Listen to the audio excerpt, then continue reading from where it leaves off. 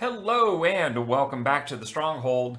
I'm the MtG, and y'all, today we are going to talk about Brawl because I think it's an underappreciated format on Arena and you should be playing.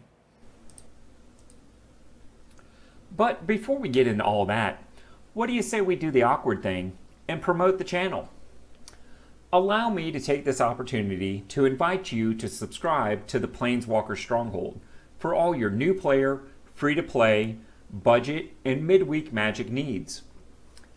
As you can see, we aren't one of these huge channels that fluctuates tons of subscribers on any given day and doesn't even notice. Around here, you matter. Just like these fine folks here, who recently subscribed to the channel and chose to make their subscription public. You see, the YouTube algorithm seems to think that budget arena content doesn't matter. And while I know I can't change that, I think we can. So click the subscribe button to support the channel, and tap the bell icon so you don't miss on an upload. And build a more efficient collection along the way. Now, what were we talking about? Oh, right. The rules are pretty easy. You start with 25 more life, so does your opponent, because, hey, that's pretty fair. The first mulligan is free, so if you don't like the way your hand's looking, you have a no-cost alternative. Also, you have a thing called a commander. They define the color aspects of your deck. And if you're playing with historic legal cards, the deck size is 100 instead of 60. And oh yeah, you only get one copy of any card that isn't a basic land. So what you end up with is a very fun and diverse format. It's very budget friendly because one copy of a card is all you need. You don't need 4 Meat Hook Massacre to be relevant in Brawl like you might currently need in Standard. But anyway, and because of that diversity within your deck, the fact that you have 60 or 100 individual cards, every game is going to be different. You can play the same 2 decks against each other 4 or 5 times in a row, and as long as you aren't doing, well, kind of douchey combo-y things, all of those games are going to feel pretty different. If you are interested in douchey combo-y things, make sure to check out my video Mastergating off the recent playlist. But all in all, it's a very fun format. It's very casual, it's very budget friendly, and I think you should be checking it out. What I hear from a lot of people is, I don't know how to make a Brawl deck, I don't have enough cards to make a Brawl deck, so let's tackle those issues right now. So even if you just started on Arena and all you have is your new player experience collection, your mono-colored decks featuring cards like Charmed Stray in the alchemy only aspect, no matter what color you choose, you have enough cards to build a Brawl deck. Any color whatsoever, you've got at least 50 to 60 cards. Not to mention all of the cards you may have opened as part of your historic card pool. What is that, another 20 or so cards, there again 20 something, so lots and lots of options available. Even if you were a little unlucky in opening a particular color, that is still 15 additional cards. Let's take a look at red, there again about 15. So you can easily build a deck with your day one collection and the stuff you can get free by watching a great video like Comprehensive Codes. Shameless plug. And even a little bit of colorless is going to be available to you in historic or whatnot. Lots and lots of options available to you. And what's that, you say? You have some wild cards you would like to invest in a format like Brawl that is going to give you hours and hours of enjoyment?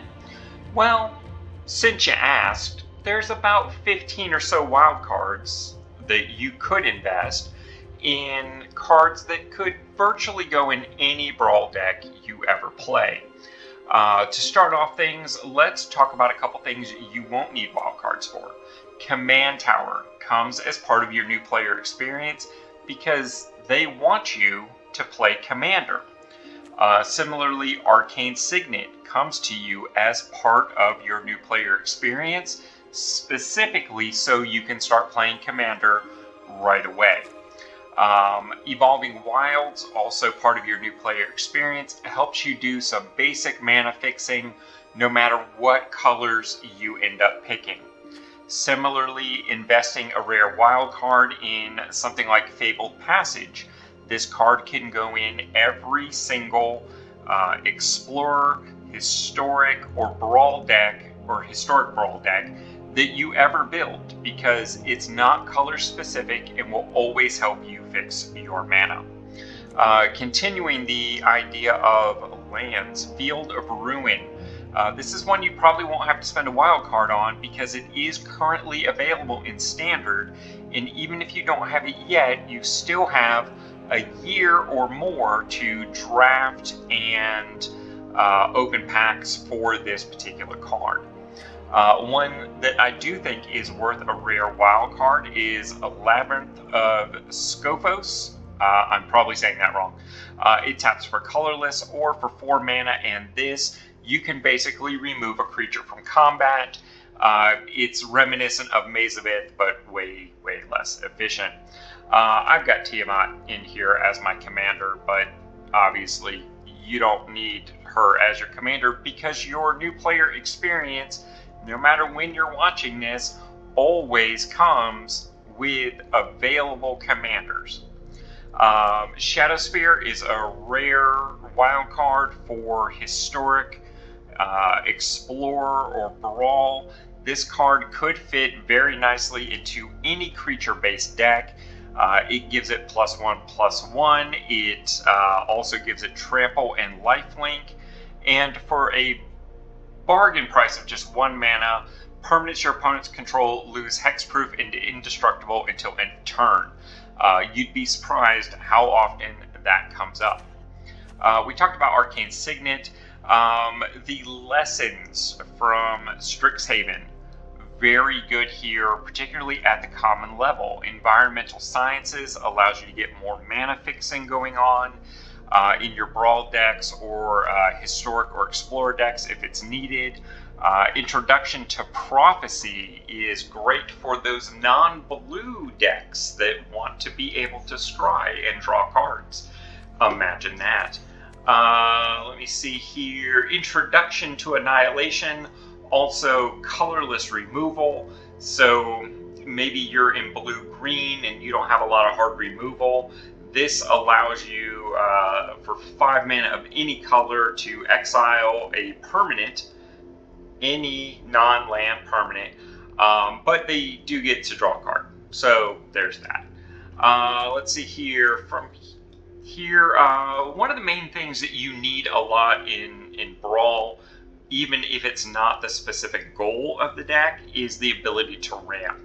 And something like Guardian Idol that allows you to ramp and also gives you the ability to have a creature if you need it. Very nice.